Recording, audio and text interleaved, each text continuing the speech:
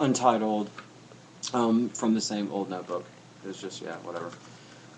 What's next? Creating my own text, and myself constantly vexed. I was the teacher, student, and the test. I felt the beads of change forming on my brow. It's so hard to make this a better now. And back then I finally felt spirituality supersede the sin, and again I began at the beginning, back to the roots, back to square one, back to the drawing board. It's life, now 101.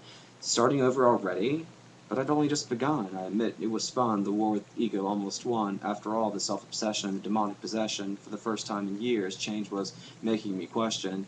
Have I survived the self-inflicted crimes? Did I come out of the inferno just barely alive? Answers came quick, and the complications even quicker, until I watched that fine line get thicker and even thicker. So I fought harder, determined to overcome, naively believing that what I'd done wasn't dumb. So I relaxed, took my finger out of the wax, the feeling I had already emotionally paid for this adolescent tax, searching for relief from my own deceit, slipping into my disguise of being incredibly discreet, when the truth is I was just weak, becoming intoxicated with the power of the hour, transforming into sweet all that was sour, ascending the ladder toward pacifying recognition, becoming obsessed with my own superstitions.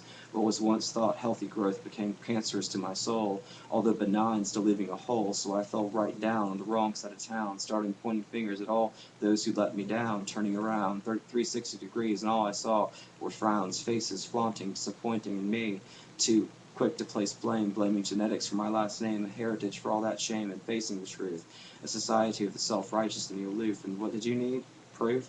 I would ask myself, but I stopped trying once I had found the roof over my head. It was all I wanted, well, that and some bread. I watched the world go by me from a window in my room. Tragedy all around. Hell, it was more like a tomb. I sat in silence, waiting, building a cocoon, realizing the control I could have over the gloom and the doom, until, suddenly, there I was in the womb. It's time. The 9 months had passed. The sickness, the burdens, the heavy weight lifted at last.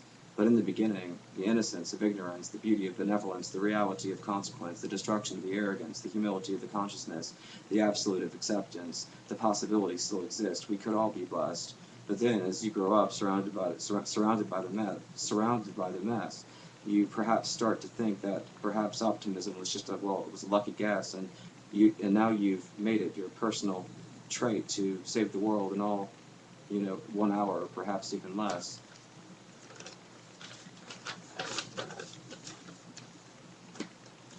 That's about the guilt of me being tied to a bed for long periods of time. Okay, and then an hour or less. Okay.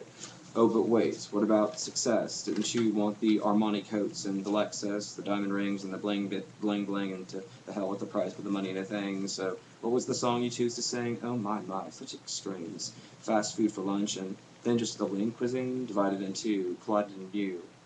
Oh, one always, hoping the other doesn't have a clue. I chew. I think I must be allergic to you. This demands success, never settling.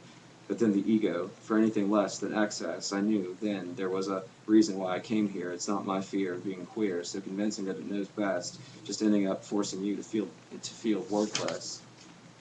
Becoming obsessed with my own superstitions, what was once thought healthy growth. Oh, you already got that one. Okay, never mind.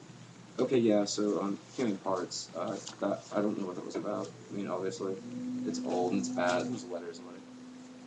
Oh well, not a big deal.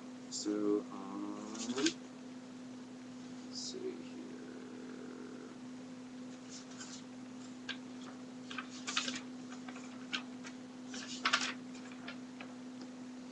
That's it for now.